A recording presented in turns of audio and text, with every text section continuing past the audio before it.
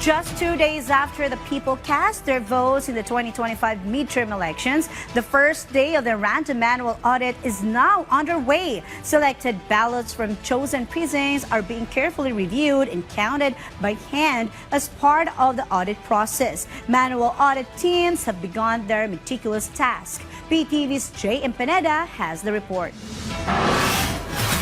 2 days after Hatol ng Bayan 2025, the random manual audit of selected ballots from various precincts kicked off this morning. During the audit, manual audit teams counted the votes manually. 60 audit teams participated initially, with each group composed of 3 members. These teams are made up of teachers who also underwent training for vote counting. They are not the same individuals who serve on the electoral boards during the election.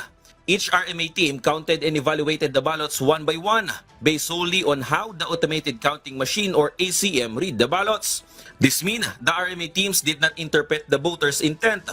They rely strictly on how the machine read each votes.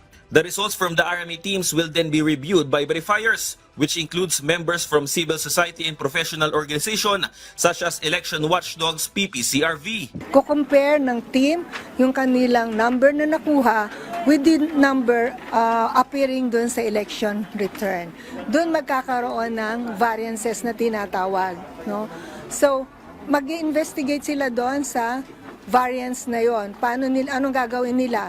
I-check nila siguro yung kanilang recording, no? Baka nagkaroon sila ng error. Meanwhile, if the manual count and election returns do not match, the Technical Evaluation Committee will step in.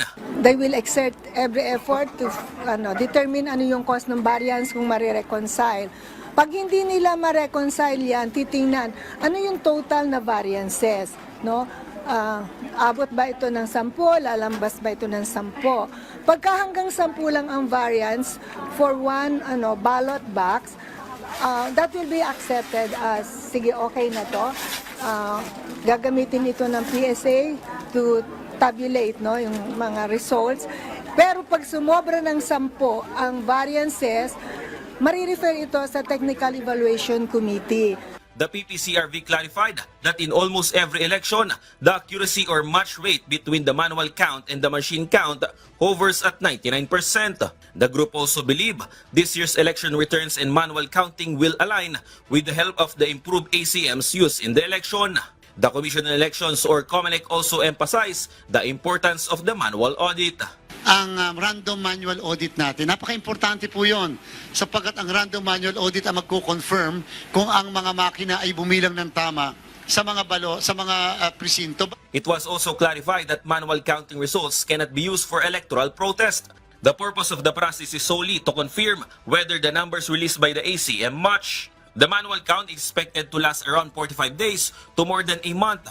Although this could vary depending on how quickly the committee completes its number matching process. From PTV Manila, J.M. Pineda, Balitang Pambansa.